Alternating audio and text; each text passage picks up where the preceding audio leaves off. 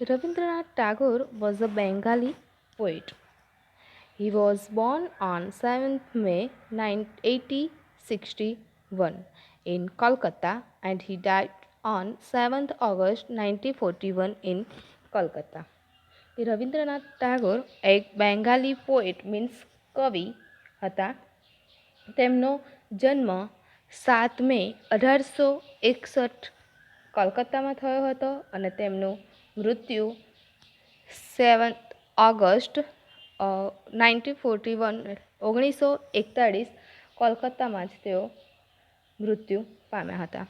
He was famous Bengali poet કે તેઓ બંગાળીના famous કવિ હતા. શોર્ટ સ્ટોરી રાઇટર કે ટૂંકી વાર્તાના લેખક. સોંગ કમ્પોઝર મીન્સ ગીત સંગીતકાર. એન્ડ પ્લેરાઇટ એટલે નાટ્યકાર. એન્ડ એસિસ્ટ મીન્સ નિબંધકાર. And a painter who introduced prose and verse forms into Bengali literature. કે તે એસેઇસ્ટ મીન્સ નિબંધકાર હતા, ચિત્રકાર હતા કે જેમણે બંગાળી સાહિત્ય બેંગાલી લિટરેચરમાં ગદ્ય, પ્રોઝ અને વર્સ, ગદ્ય અને શ્લોકો સ્વરૂપો રજૂ કર્યા હતા. He was honoured a Nobel price for a literature in 1930. તેમને 1913માં સાહિત્ય માટે લિટરેચર માટે નોબેલ પ્રાઇઝથી સન્માનિત કરવામાં આવ્યા હતા. He composed our national anthem Jana Gana Mana Adhinayaka to show his patriotism for India. તેમણે આપણા ભારતમાં દેશભક્તિ દર્શાવવા માટે આપણું રાષ્ટ્રીય ગીત નેશનલ એન્થમ કયું છે? જનગણ મન અધિનાયકની રચના કરી. Okay. Students, that was short introduction about Rabindranath Tagore. Before we start the poem, let's see new words about it. Okay, આ શોર્ટ ઇન્ટ્રોડક્શન હતું રવિન્દ્રનાથ ટાગોરનું. હવે પોએમ સ્ટાર્ટ કરીએ. પોએમ સ્ટાર્ટ કરતાં પહેલાં તેના ન્યૂ વર્ડ્સ વિશે જોઈ લઈએ. વાઇન્ડ મીન્સ વીંટળાવવું. ફોન્ડ મીન્સ પ્રેમાળ યા તો હેતભર્યું. આર્મ્સ મીન્સ હાથ. વિસ્પર મીન્સ ધીમેથી બોલવું. ક્રાઉડ મીન્સ ટોળું. ફેન્સ મીન્સ રક્ષણ કરવું. અલુફનેસ મીન્સ દૂર રહેવું. ટ્રાન્સપોર્ટ એક જગ્યાએથી બીજી જગ્યાએ જવું. વર્જ મીન્સ સીમા યા તો છેડો. અનનોન એટલે અજાણ્યું અથવા અજ્ઞાત. ફેથફુલ વિશ્વાસુ, વફાદાર તો એકનિષ્ઠ. પ્યુપિલ મીન્સ આંખની કીકી. સાઇટ મીન્સ દ્રષ્ટિ. એન્ડ સાયલેન્ટ મીન્સ શાંત. Okay, students, you have to write these words 5 times in your notebook compulsory. આ જે વર્ડ્સ જે છે તેને 5 વાર તમારી નોટબુકમાં કમ્પલસરી લખવાનું છે. Now next we will look at poem. Okay, students, before we start this poem, let's get some information about it. Okay, કે પોએમ સ્ટાર્ટ કરતાં પહેલાં કે પોએમ વિશે થોડીક માહિતી મેળવી લઈએ કે પોએમમાં કહેવા શું માગે છે. તો this poem is my song and written by Rabindranath Tagore. In this poem he says that his song would embrace whoever reads it like a mother embraces her child with her fond arms of love. He says that his song will touch the forehead with the kiss of blessings. He describes that his song will sit and whisper to our ears when we feel aloof and drive away the feeling of loneliness from us. He also says that his would serve as a pair of wings to our dreams and be like a star over our head. Okay. આ પોએમમાં એક mother અને એક child વિશેની વાત કરવામાં આવેલી છે કે આ પોએમમાં કવિ જે છે પોએટ જે છે એ માતાનો બાળક પ્રત્યેનો પ્રેમ જે હોય છે તેને અલગ અલગ વર્ડ્સમાં કહ્યું છે કે માતાનો બાળક પ્રત્યેનો પ્રેમને દર્શાવવા માટે કવિએ કેવા વર્ડ્સનો ઉપયોગ કર્યો છે તો કે માય ચાઇલ્ડ, માય સોંગ એવા શબ્દોનો ઉપયોગ કર્યો છે. ઓકે.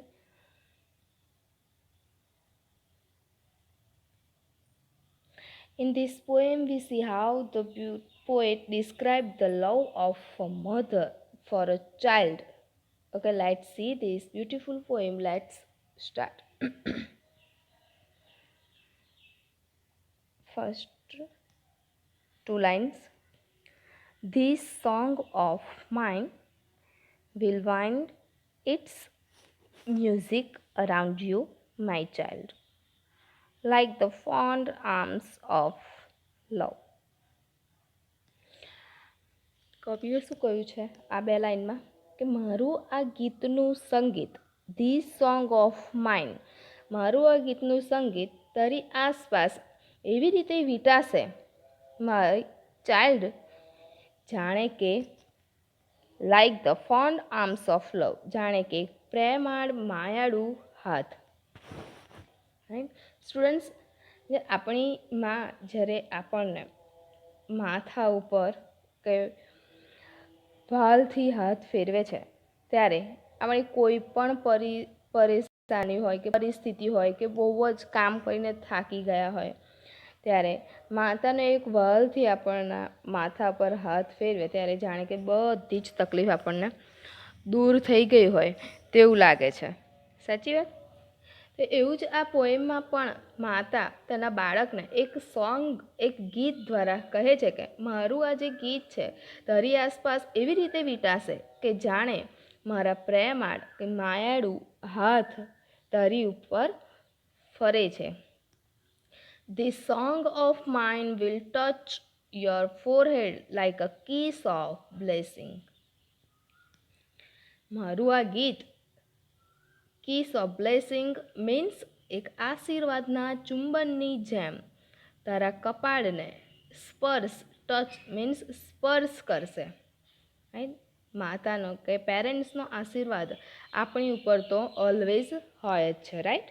પણ માતા જ્યારે પ્રેમથી આપણને કપાળ ઉપર કિસ એક ચુંબન કરે ત્યારે જાણે એવું લાગે કે આપણને કોઈ જ તકલીફ નથી, કોઈ જ ટેન્શન નથી. It feels like we have everything. I don't need anything એનીમોર. Right. કે આપણી સાથે બધું જ છે, કશાની હવે જરૂર છે નહીં એવું લાગે છે. Then next, when you are alone, it will sit by your side and whisper in your ear. કે જ્યારે તું એકલો હોઈશ ને ત્યારે તે તારી બાજુમાં બેસીને તારા કાનમાં ગણગણશે. શું શું ગણગણશે? તો આ મારું ગીત. કે મારું આ ગીત જે છે કે જ્યારે તું એકલો હોઈશ ત્યારે તારી બાજુમાં બેસીને તારા કાનમાં ગણગણશે. કેમ એવું કહ્યું કે આપ સ્ટુડન્ટ્સ તમે કોઈ એક વાર એકલા બેઠા હોય ત્યારે એક માર્ક કરજો કે જ્યારે આપણે એકલા હોઈએ, ક્યાંક ફસાઈ ગયા હોઈએ, કોઈ ટેન્શનમાં હોઈએ, રાઈટ. ઇવન આપણને ઠોકર વાગે ને, કોઈ પથ્થરની ઠોકર વાગી હોય, પડી ગયા હોઈએ કે પડવા જતા હોઈએ ત્યારે પણ આપણને માં જ યાદ આવે છે. ઠોકર વાગે પડતા પડતા રહી જાય તો ઓ માં એવું બોલે છે. રાઈટ. ઓ પપ્પા, ઓ બા, ઓ દાદા એવી રીતના તો બોલતા જ નથી. પહેલાં માં જ આપણને યાદ આવે છે. તેની વાતો યાદ આવશે, તેણે આપેલી શિખામણો આપણને યાદ આવે છે. રાઈટ? તેવું જ આ સોંગમાં કહે છે કે જ્યારે તું એકલો હોઈશ ત્યારે તારી બાજુમાં બેસીને તારા કાનમાં હું ગણગણીશ. એટલે એકલા બેઠા હોઈએ ત્યારે પણ આપણને આપણી માતા યાદ આવતા હોય છે. The next, when you are in the crowd, it will fence you about with aloofness.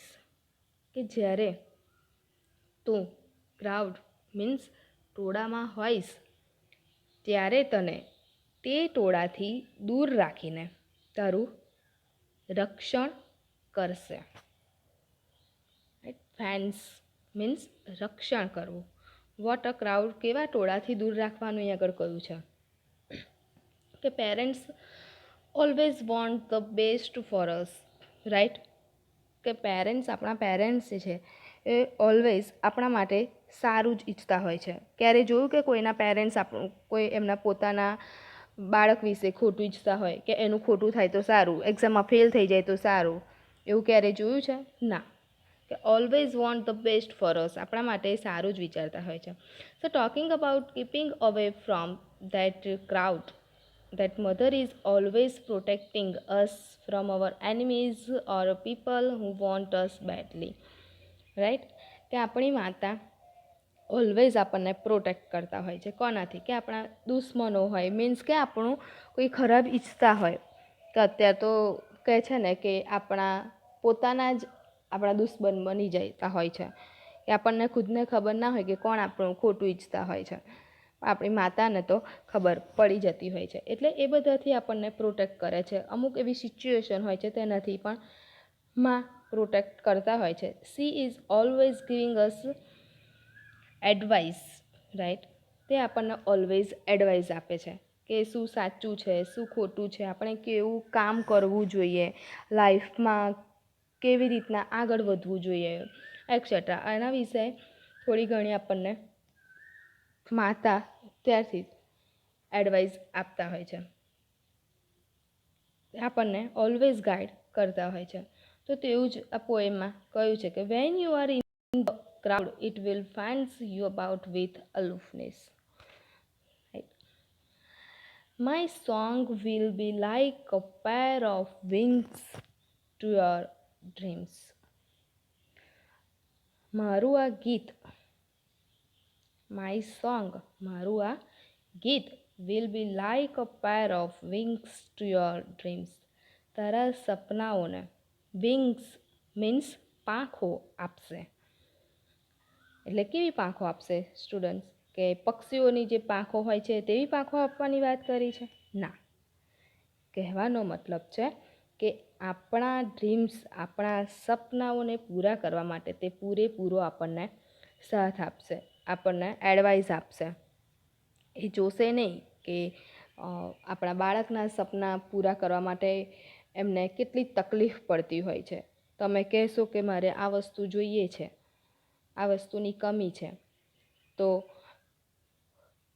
Parents પાસે પૈસા નહીં હોય, સગવડ કશી નહીં હોય, તો પણ તે ગમે તેટલું કામ કરીને ક્યાંકથી લાવીને પણ તમારા સપનાઓને તે પૂરા કરે છે. રાઈટ? તો એવું જ આ પોએમમાં કહ્યું છે કે માય સોંગ, આ જે ગીત જે છે તારા સપનાઓને પાંખો આપશે. It will transport your heart to the verge of the unknown. મારું આ ગીત છે તે તારા હૃદયને અનનોન એટલે અજ્ઞાત, અજાણી સીમા છેડા સુધી લઈ જશે. It will be like the faithful star overhead when dark night is over your road. It will be like the faithful star overhead when dark night is over your road. કે તારા રસ્તામાં, તારા રસ્તામાં મીન્સ કે તારા કોઈ કામમાં જ્યારે ડાર્ક નાઇટ મીન્સ અંધારી રાત આવશે, કોઈ પણ મુશ્કેલી આવશે, ત્યારે તારાની જેમ ફેથફુલ, ફેથફુલ મીન્સ એક નિષ્ઠ રહીને તારી સાથે હશે. રાઈટ. શું કહેવા માંગ્યું છે કે આપણી માતા આપણે ગમે તેવી સિચ્યુએશનમાં હોઈએ તે આપણી સાથે જ હોય છે. આની પહેલાંની જ લાઈનમાં હતું કે તે આપણા સપનાઓને પાંખો આપશે, કે આપણા સપના પૂરા કરવા માટે આપણી સાથે ઊભા રહેશે, કે આપણને સાથ આપશે, સપોર્ટ કરશે. રાઈટ. કે કોઈ પણ સિચ્યુએશન હશે, અંધારી રાત, ડાર્ક નાઇટ અહીંયા કહ્યું છે, મીન્સ કે કોઈ પણ સિચ્યુએશનમાં તે આપણી સાથે જશે, તારાની જેમ. રાઈટ. તારાની જેમ કહ્યું પોએમમાં. કેમ એવું કહ્યું તારાની જેમ? તો તારા જેમ આકાશમાં એક નિષ્ઠ રહે છે, ફેથફુલ રીતે રહે છે. ફેથફુલનો મીનિંગ થાય છે વફાદાર, મીન્સ વિશ્વાસુ પણ થાય છે. તે તેની જગ્યાએ જ હોય છે. પણ દિવસે સૂર્યના પ્રકાશને કારણે તારા દેખાતા નથી. રાઈટ. દિવસે પણ તારા તેની જગ્યા પર જ હોય છે, તે ક્યાંય જતા નથી.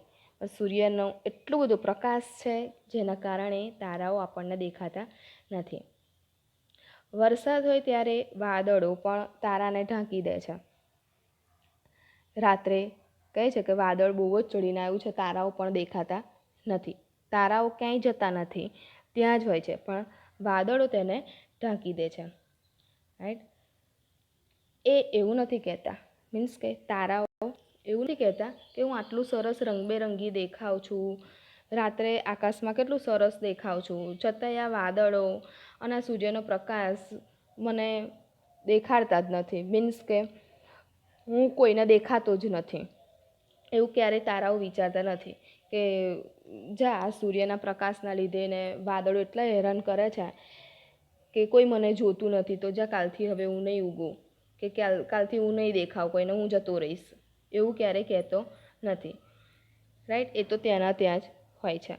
એવી જ રીતના આપણી માતા પણ આપણે ગમે તેટલું બોલી જઈએ, રાઈટ, માતા સાથે એ રિસાઈ જતા હોઈએ, ગમે તેટલું ખોટું વર્તન એમની સાથે કરી દે, તો પણ તે આપણી તકલીફ માટે સાથે જ હોય છે. તે દિવસ કે રાત જોતા પણ નથી. રાઈટ. તમે રાત્રે કોઈ ટેન્શનમાં હશો, કે તમે કોઈ એક્ઝામના ટાઈમમાં પણ તમે જોતા હશો કે તમે રાત્રે વાંચતા હશો, વહેલી સવારે ઉઠીને વાંચતા હશો, તો આખો દિવસ કામ હોવા છતાં પણ આપણી માતા રાત્રે આપણી જોડે જ બેઠા હોય છે. રાઈટ. એવું જ આ પોએમમાં એક ગીત દ્વારા કહેવામાં આવ્યું છે.